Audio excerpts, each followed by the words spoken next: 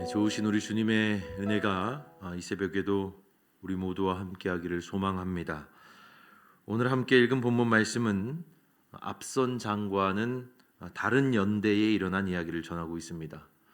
느닷없이 펼쳐지는 이 이야기의 주인공은 벨사살 왕인데 본문에서는 그를 느부갓네살의 아들로 묘사하고 있지만 사실 역사적으로는 느부갓네살의 손자이자 바벨론의 마지막 임금인 나보니두스의 아들이죠. 그는 아버지가 몇 해 동안 자리를 비운 사이에 그를 대신하여 나라를 통치했던 것으로 전해지고 있지만 후손들은 이 벨사살의 비석조차 남기지 않았습니다. 이처럼 그저 잠깐 동안 부왕의 자리를 대신했고 바벨론 역사에서 그리 중요하지 않았던 존재인 그를 우리는 오늘 성경 이야기 속에서 만날 수 있습니다. 앞서 말씀을 읽은 것처럼 벨사살 왕이 궁정에서 연회를 열지요. 귀족 1000여 명이 모였다고 하니 제법 큰 연회였던 듯 싶습니다. 이렇게 많은 사람이 모인 흥겨운 자리에서 빠질 수 없는 게 술인데 이 술이 늘 말썽이죠. 벨사살은 술을 마시다가 호기 있게 느부갓네살 왕 때에 예루살렘 성전에서 탈취하여 왔던 금, 은그릇을 가져오라고 명합니다. 그리고 그 성전 기명에 어떻게 합니까? 술을 부어서 마시죠. 그러고는 흥건히 취해서 그들은 금, 은, 구리, 쇠, 나무, 돌로 만든 각양 신들을 찬양하기에 이릅니다. 그리고 그때 호련히 사람의 손가락들이 나타나서 왕궁 촛대 맞은편 석회벽에 무언가 글자를 쓰기 시작하는 것을 왕은 목격하게 되죠.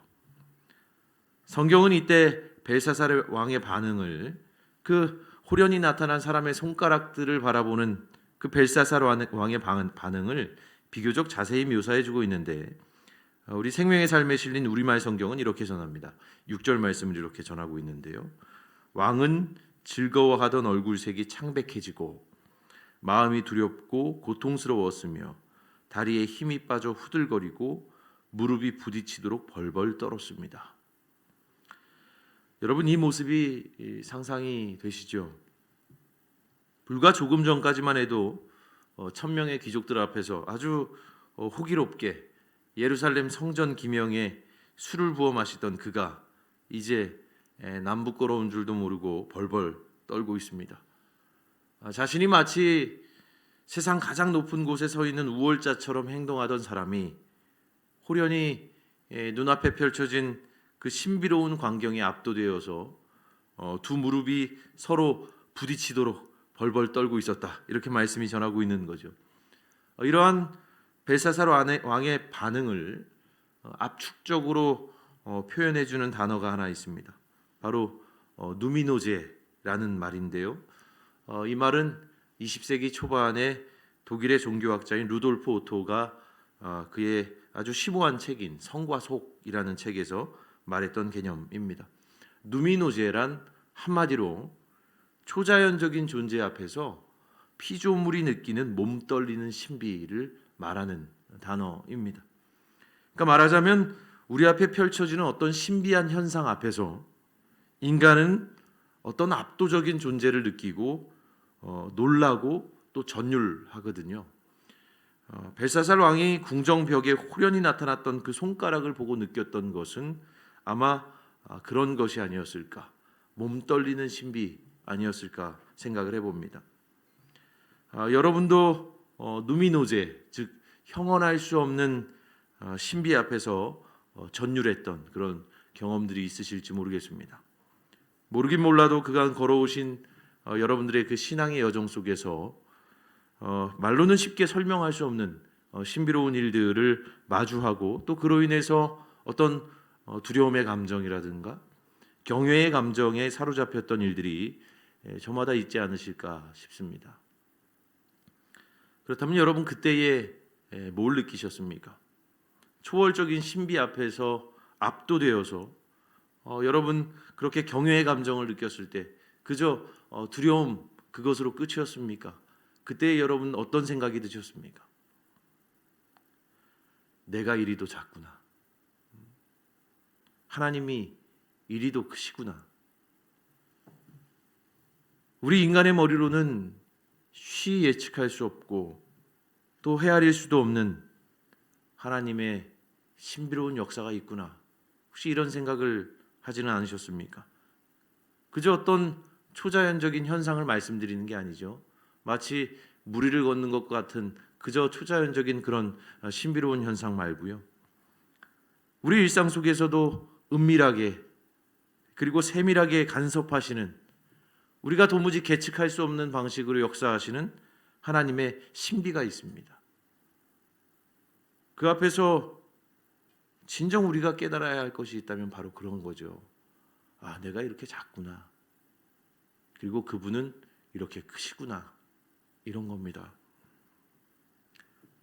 그러한 진정한 의미의 겸손이야말로 누미노제가 우리에게 주는 강력한 메시지가 아닌가 싶습니다.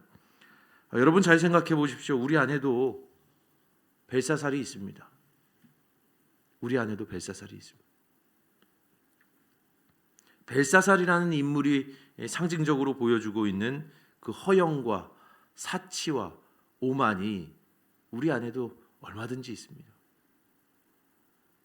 그리고 때때로 우리는 하나님을 믿는다 손 고백하면서도 실제로는 하나님 아닌 것들을 추종하고 또 하나님 아닌 것들을 섬길 때가 있죠. 그러한 우리들에게 오늘 말씀을 통해서 하나님께서는 다시 한번 누미노제를 생각하게 하십니다. 그분 앞에서 몸 떨리는 신비를 경험하고 겸손히 행하라.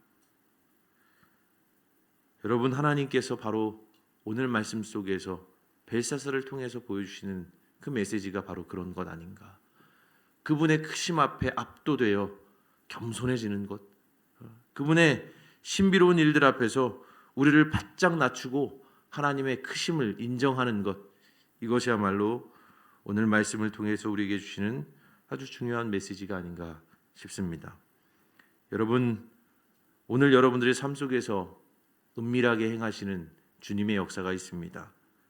우리는 예측할 수 없고 계산할 수 없는 하나님의 일하심이 있고 그분의 신비한 역사가 있습니다. 여러분, 바로 주님의 그러한 일들 앞에서 무엇보다 나의 작음을 알고 또 그분의 크심을 인정하며 오직 주 앞에서 겸손히 행하는 우리 모두가 되기를 주의 이름으로 축원합니다.